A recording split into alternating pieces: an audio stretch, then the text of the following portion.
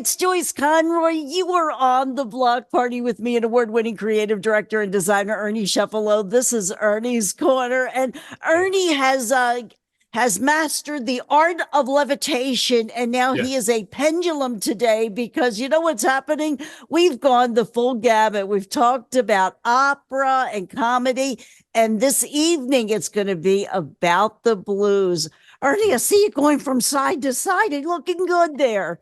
It reminds me of when I was freelancing. When I was in college, I was freelancing for an agency in San Francisco called Walter Landers.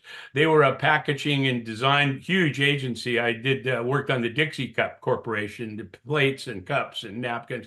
Anyway, their offices were in a ferry boat that was docked at the pier in San Francisco, and you'd sit there and you'd work all day at your desk, and it's constantly doing this.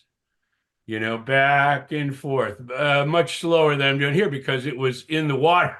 So, Oh my heavens, you would be seasick yeah. after the end So, of the well, day. it's funny because after an 8-hour day there, you get off and you're walking on the ground and you're doing one of these, I can people are looking believe at it. you like you're strange.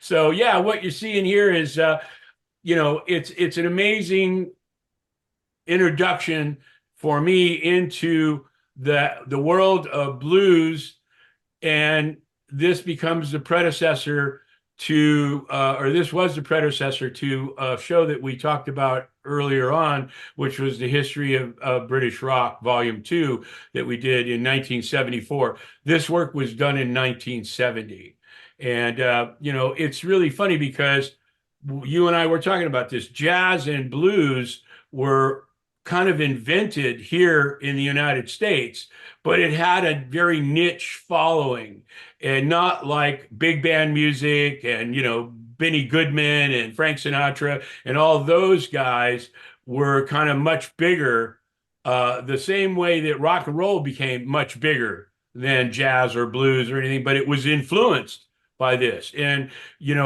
it's funny because it was popular here, but when it went to England, jazz was always in Europe. It was always big there. But then blues went there, these black performers, that started in the cotton fields and stuff and singing blues and things like that. You see some of these names, and they're amazing. They're icons, each one of these.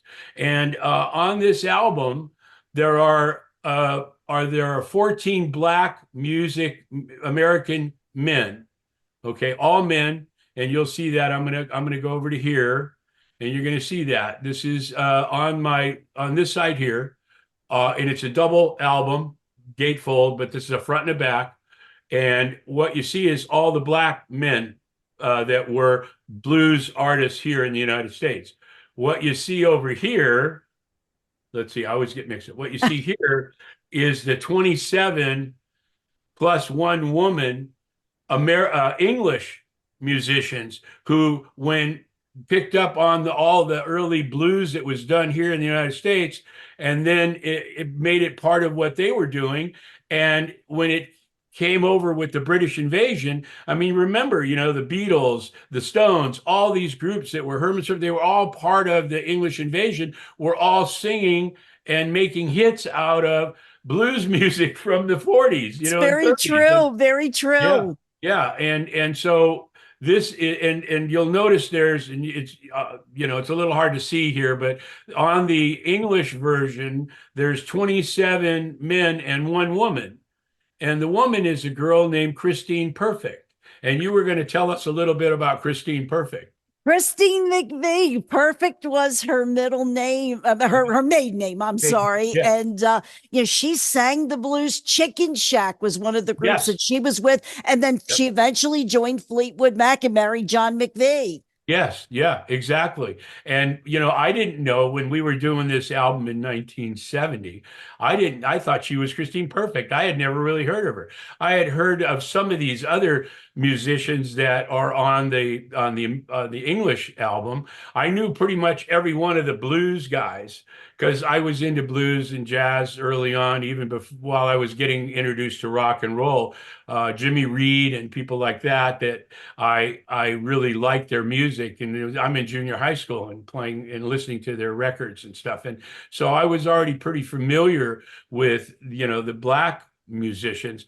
But then when the English invasion happened, and now I'm in college, out of high school into college, and the Beatles come along, the Rolling Stones, and they're all playing this music that I was already familiar with, and making it popular here in the US. And then a lot of the American musicians picked up on it. You name the Allman Brothers. There's, a bunch of American bands that picked up on what was happening with the English invasion and the fact that they were, just doing their versions of these blues, artists.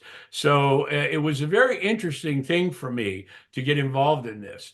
And it started in 1970. We had a show early on about Scholastic Books and how Nick Scalisi from Scholastic Books was a art director, creative director at Scholastic Book that I had called on when I was looking for work in New York. I had just gone to New York and I was looking for work, and we hit it off really, really well. I mean, he knew that, he really liked me. He could see the beginnings of a talent there, and we became friends.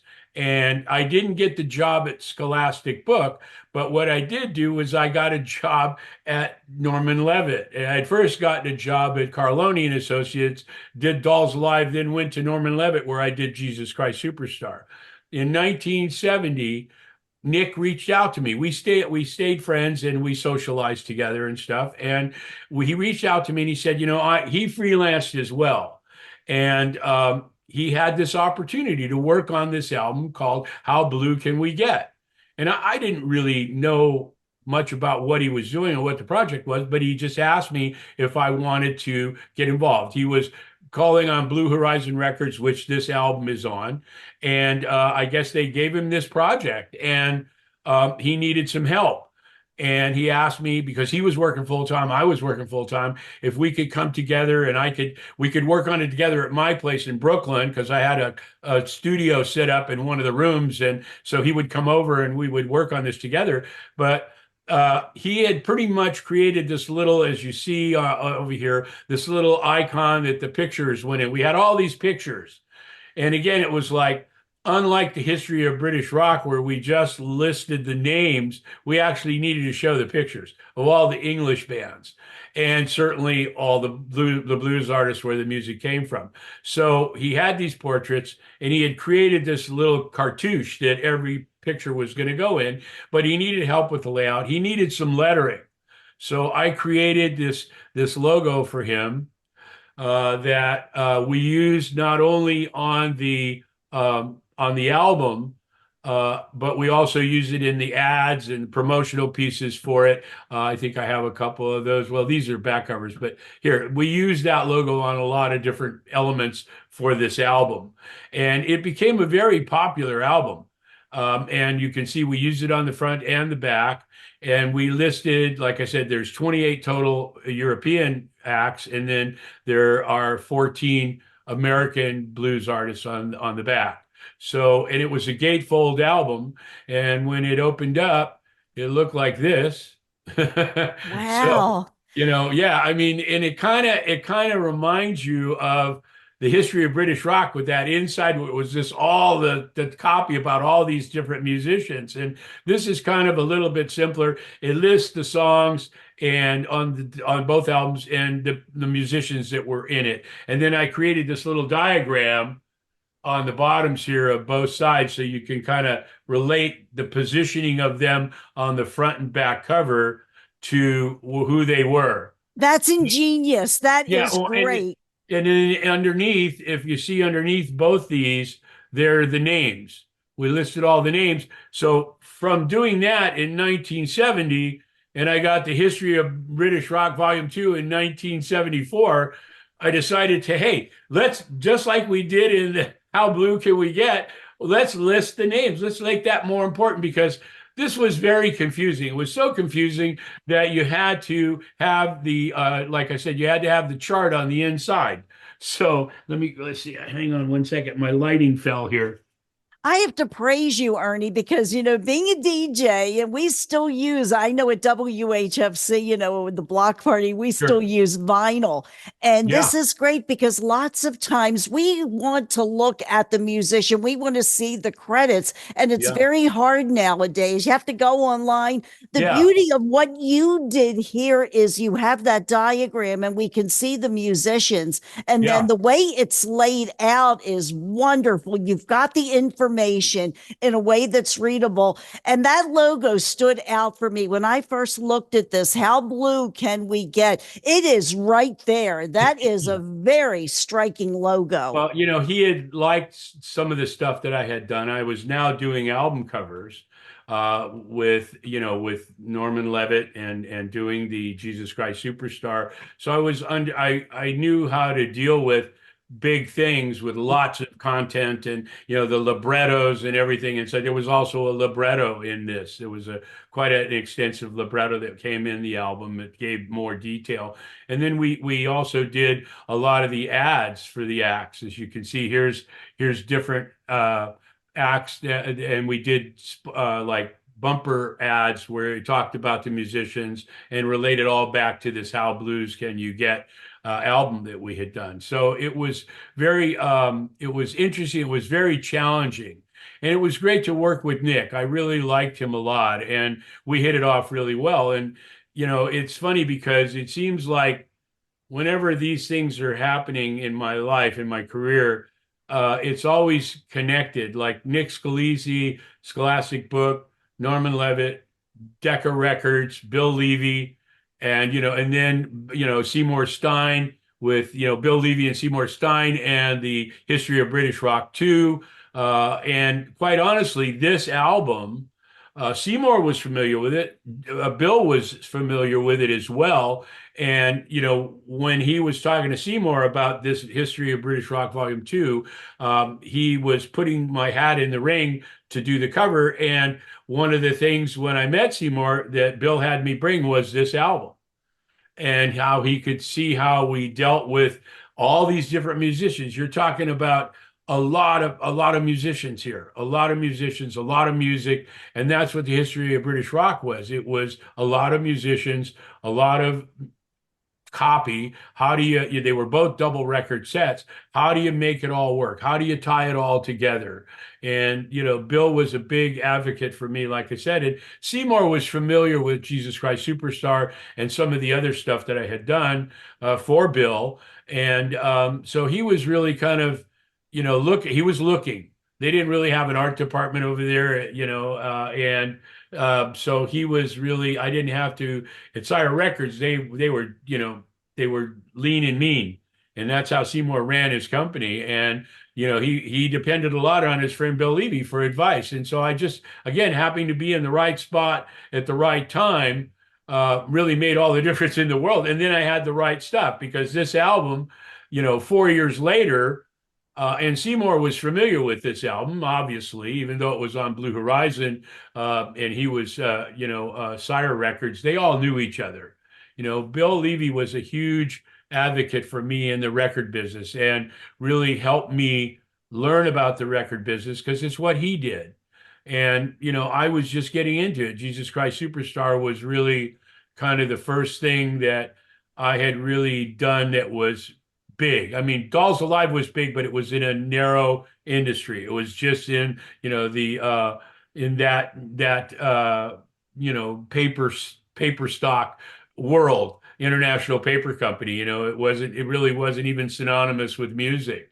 It was paper. They made paper containers and paper and, replanted trees. They had nothing to really do with music. And it's funny when we had the show in the Smithsonian in 5, 6 years ago, one of the top executives of International Paper Company came to the show at the Smithsonian. Wow. And I got a chance to meet him. I had never met him, but he was very familiar with Dolls Alive. In fact, I made prints for him of all the different pieces, the album, and gave them to him. He was really a really nice guy, and actually, he brought a couple other executives from International Paper Company there to the show at the Smithsonian. It was really kind of funny because it was all connected. International Paper Company's headquarters was in Memphis, along with FedEx. their head national headquarters was there as well. So it was kind of a coming home kind of thing, and they were really blown away with that whole thing that we had done for Dolls Alive. I mean, there is a link that you can go to that shows all the stuff, and it's an interview that I did with some of the people at International Paper Company. It's funny because they're not really in the paper business anymore. They really kind of expanded out of that, and I mean, it's their world is a little bit different. It's like when I was doing work for Valvoline years ago, they hired me to come in and find other areas that they could put their products into, their petroleum products into, because they saw the future. Electric cars were coming, and they didn't need oil. Cars were being built that were oil burning cars in a gasoline engines, but they went from every 3,000 miles of an oil change to 100,000 miles, and you didn't have to change your oil. So they saw their market shrinking, they saw their industry shrinking, and brought me in to come up with other areas that they could put their branding into, which was a very interesting project.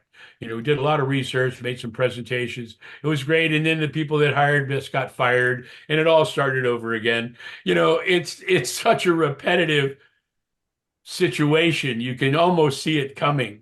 It's like being in a car and you're coming to a four-way intersection and there's cars coming from every direction, and it's going to be bad. It's like having that dream where you're going over a cliff in the car and you see it coming and there's nothing you could do. I've had that happen to me so many times. Or the wall's going to meet you for sure. You, Yeah, you want to try to avoid it. But Ernie, when you were exactly. mentioning Nick Scalisi, you know what I got to thinking about? Wasn't that when it came to the Brady Bunch design, it came from Scholastic Books? Yes, That yes. was wonderful. He was a really great friend. We lost contact. I'm sure he's probably still around. Hopefully, he hasn't passed away, but he was a great guy. And he was kind of like he was a creative director, but he was a young creative director. And he knew that even though I was presented to him, or I presented myself to him as a creative director, he knew I wasn't. Just like Bill Levy. There is a real distinction between the ranks, just like in the Army. When you're a PFC, there's a difference between you and a sergeant and an officer. And even in the officers, you go from a second lieutenant all the way up to a four-star general. And each one has its own education that you need to have, and knowledge that you need to have, and ability that you need to have. And both Nick and Bill Levy helped me, excuse me, in my career. I was very honest with them. And I think that was part of the thing that they liked about me was I was learning. I needed to learn from them. I'm in New York. I'm there to become successful. I wanted to work on Madison Avenue, which was the reason why I went there in the first place. And within a year, I'm working on Madison Avenue, year and a half. And I'm working for a big agency that has big accounts.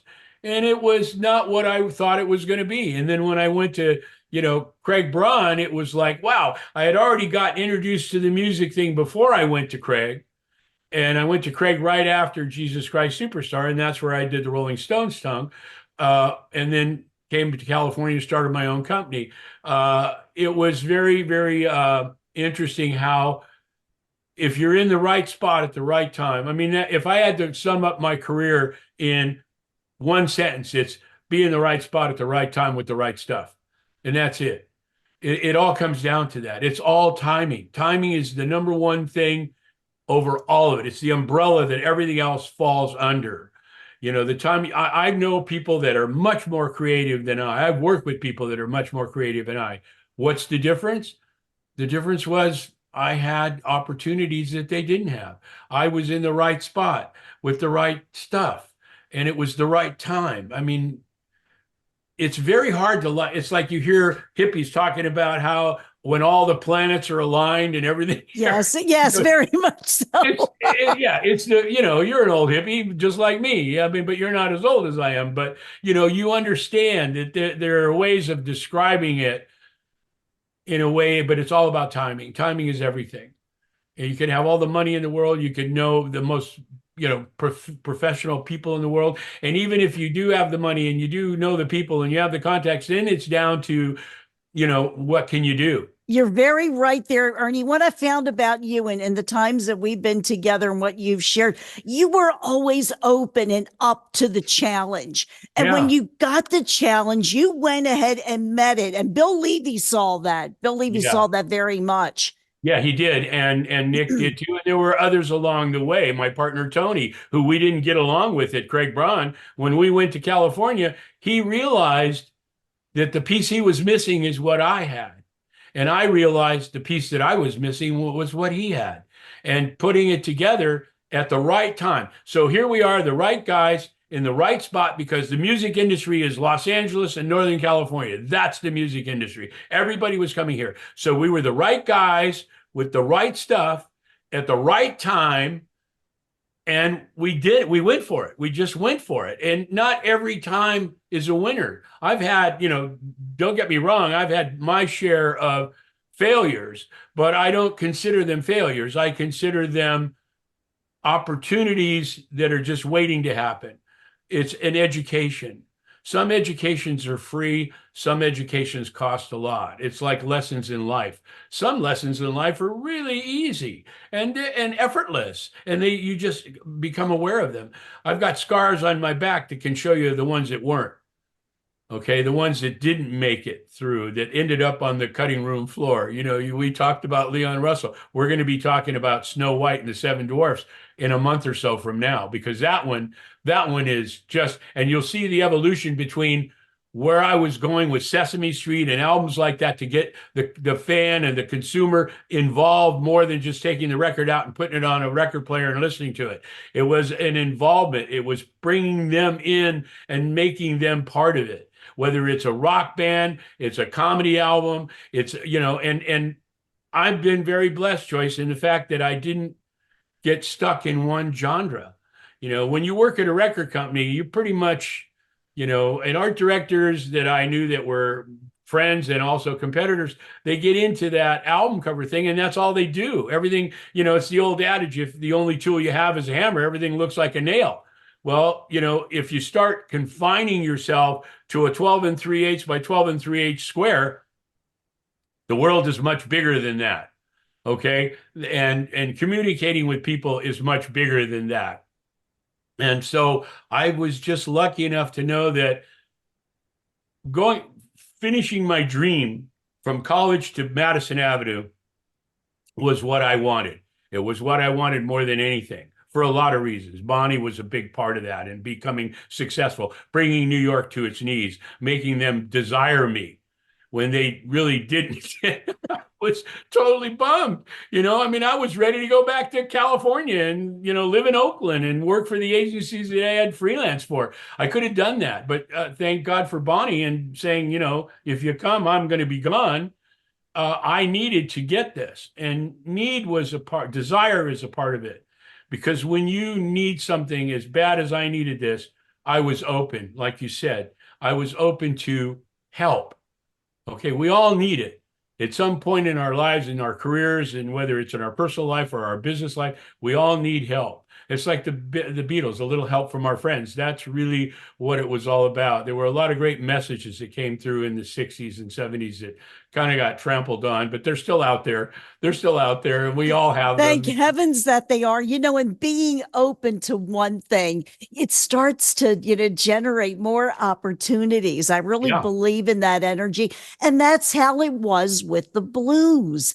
yeah, Alvin Lee, of 10 years after, said when he yeah, came to the States that, he had mentioned to someone about, I think it was Big Bill Brunzi. And yeah. he said, I'm really surprised that nobody knew who he was. And I thought that, the people here in the States would know immediately. And it Sure. was a revelation to him because he was truly into the blues along Oh with 10 yeah. years Oh yeah. after. And the Stones too. The Stones too. And the Beatles. The Beatles, all their early hits were, taken from blues songs that were already, established and released here in the States. I mean, it was really and I think the more it happened, the more the groups came from Europe and other places saw that. And then I think the American musicians like the Allman Brothers and other groups like that you and I have talked about picked up on it as well. It became really a very interesting way for music to evolve here in the United States. And it was all because of, this album. There was no other album like this album. Nobody ever did anything like this. And I never really realized that until later on. When you start doing a little research, this album was a real groundbreaker. And doing that lettering, I mean, that was my first assignment. I need some lettering, Ernie. Can you help me with that? And yeah, so I did this logo, and he really loved it. And we started using it on everything, all the promotions, on the albums, on the different individual things that we did for the individual artists. It was really great. It was really an awesome thing. And again, like I said, I never realized it had never been done before. I just couldn't, because I was aware of, Jimmy Reed and Muddy Waters and people like that. And yet it wasn't well known. It was like jazz musicians, the same kind of thing. Jazz and blues were really kind of overlooked with, big band, and then into, the 50s with Fats Domino and people like that really sort of brought more to the surface with black music, which really was, great. I was amazed at how successful this album was in influencing a lot of people. It was like Jesus Christ Superstar. Never really realized how many people's lives I've touched with that. I Yes. hear it all the time. And, this was the same kind of thing. I mean, when I talked to Verdine White of Earth, Wind, and Fire, a couple of weeks ago, we talked about this. We not about this album, but we talked about that evolution from blues, to rock, and then to their music, which was very much that kind of genre, but really put horns to it, really put a lot of energy behind it. And I think that's one of the things that these English musicians they put a lot of energy to it.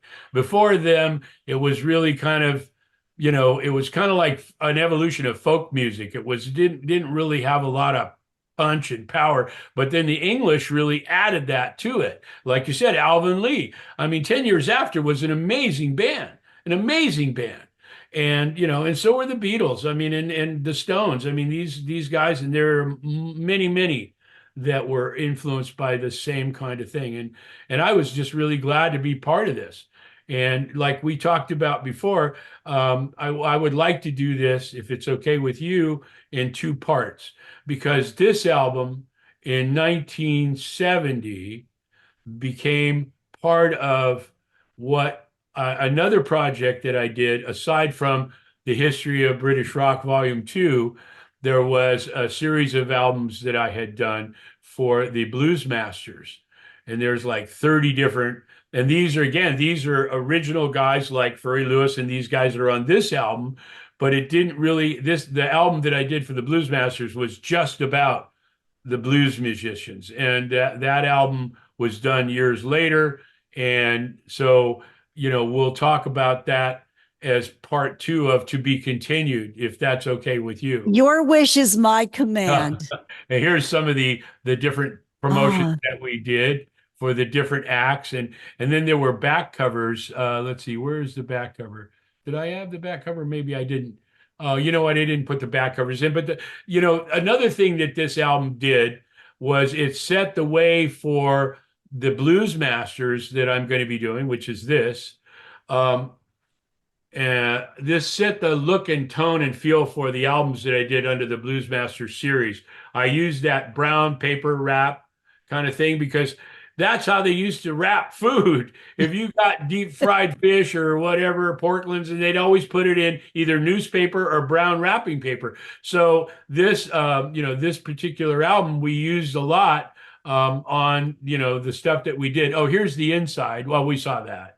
But it's that brown paper wrapping kind of thing. And you don't really see it that well here, but it is carry that theme through everything that we did. And it was good because it was one color, thing was one color. So it was really not that expensive to do. And again, I think if they were to do that today, it would be in color and it would have all kinds of elaborate stuff to it, booklets. And like I said, there's a libretto here that I don't have, but I know it's there because we did it. And it's made up of a lot of pages like this oh, where I they bet you that libretto would have been neat. oh Oh, yeah, yes. it's like 16 pages or something. I mean it had Whoa. breakdowns of each. Here we see We see the piano blues, and we see what is Looks that? like Fleetwood Mac to Fleetwood Mac. me. Yeah, Fleetwood Mac. I'll send you all these images so you can blow them up. But these were also in the brown wrap paper, but I didn't have copies of it. I only had black and white. But they looked a lot like this. Just carrying that same hometown, down home kind of funky brown wrapping paper. And then you'll see when we talk next week about the Blues Masters, I've carried that same thing through with that as well. And these albums were all part of, the link that connected them all. And it's so funny because Nick and Bill, especially Bill, were involved in all of it and very much part of my early career. These guys that really helped me uh, become who I am today. Oh, hey, we got to do a mind meld because I was thinking we were discussing energy. All righty, Ernie, let's see where you Well, are you know at. what? I've There's got my so much to pick. choose from. I So know. much. Okay. I mean, there's a well, just a ton. For me, there's two. There's Magic Sam's version of All You Love, All Your Love, and there's Fleetwood Mac's Watch Out. We are Those very close. You are you we picked okay? Fleetwood Mac. Okay, It's amazing when you have a kindred spirit there. Now, for me, one that really stood out because I've always been a little bit partial to Peter Green's Fleetwood Mac. I love the Fleetwood Mac, with Lindsay and right. Stevie, but Yeah. I love Shake Your Money Maker. Yeah. And you know what else? Boom, boom, boom goes what is it? Boom, boom, boom, something. Out Uh, go the lights. Out Go the The Lights. lights. Yeah, yeah, that's another one that's on this album that's good. But for me, it was Magic Sam and Fleetwood Mac, and it's great. Fleetwood Mac was amazing, and I never knew that about Christine Perfect. I didn't know, because I at first, if you look at the shot that's on the front cover of her, I thought it was a guy. She's up here. She's right up here in the very top, and I thought it was a guy, and I kept saying, well. God, that's a girl's name, but guys have girls' names and girls have guys' names. Yeah. So, but then when I did a little bit deeper dive, I realized that who it was. It was Chrissy McVie. And, she became part of Fleetwood Mac. I mean, I was always a huge Fleetwood Mac fan. Like you said, just like you, all the different members of that band, it was always a great band. It's still a great band to this day. And it's sad that Chrissy has passed away. Oh, she But, is so missed. she was amazing. She was truly amazing. I wish there are a lot of albums that I wish that I would have done a cover for groups, and this is definitely right up there in the top with the Beatles and some of the other major bands, Green Day and bands like that would I've loved to have done a cover for. I'm not done yet. I'm never going to quit. You No, know, we know that. We know that. We I, won't let you either. I'm in it for the long haul. Believe Yes. me, I'm in it for the long haul. So, but and again, thanks to you and our family here on the block. I mean, it's just wonderful, and I see we get new fans and new neighbors all the time. Andreas is a very he's a dedicated guy, just a really great guy. We've been friends, never met him, but we've been friends on Facebook for years. And, he got turned on to the show. And now he tells me, we talk on the phone. He said, man, I love that show. I just look forward to it every Saturday. And, you do such a great job in connecting the dots. And we're such a great team because you have, like I said a million times, you have the pieces that I don't have. And all I have is the graphics. You have the story. I have the graphics and how the gyrations that I went through to do it. You have all the other information that makes it a complete thing. And I cherish our relationship. I truly do. You're a wonderful person and people love you. I see that on responses on Facebook and how they feel about you. And I'm just very proud to be part of the block and have a corner. There's only four corners on the block, and I'm glad I got one of them. Well, the corner is a very important part. You are an important part of the show, Ernie. I can't thank you enough. I've always said you were one of my angels, and that has come true. Really do appreciate you so much. And I don't say that lightly. It works both ways, Joyce. And I think we make a great team because I see just on the views that I'm getting on the posts that we do of what we do, it keeps getting every week. It gets more and more. It's up into 400 and 500 now, and that's a lot for me. I mean, it really is. Just on my Facebook page. That doesn't include all the other social media stuff that we're doing, putting it everywhere. That's just what I read, and you're getting a positive response as well. So we're doing the right thing, and we're probably at halfway We're through what we're there. going to be talking about. So there's plenty of stuff that we're going to be talking about. We never have to worry about running out of content.